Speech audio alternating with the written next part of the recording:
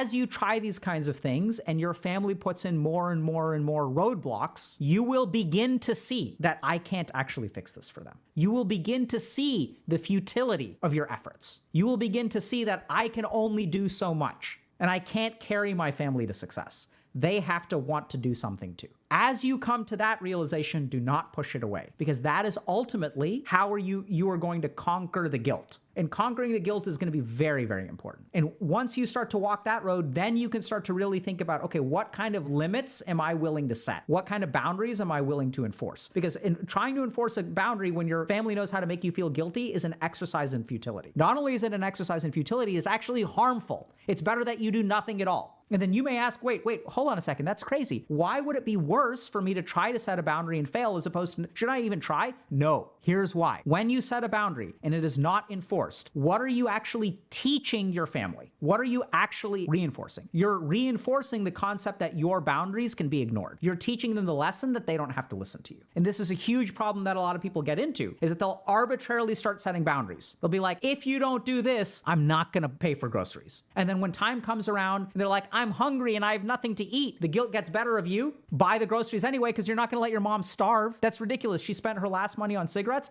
I'm not going to let her starve. And so what is your mom actually learning? She's learning, oh, guilt is a useful tool to get what I want. You're actually reinforcing manipulation. You're teaching her how to be more manipulative, because the only thing that works is guilting you. And then you get this situation where you're being guilted constantly by your family because you try to set a boundary, and what you actually reinforce is that when they guilt you, they get what they want. So it's best not to set the boundary at all. So be prepared for whatever kind of stick you want to enforce. Is it going to be money? Like, you have to, internally, you've got to decide what you're willing to do and what you're not willing to do.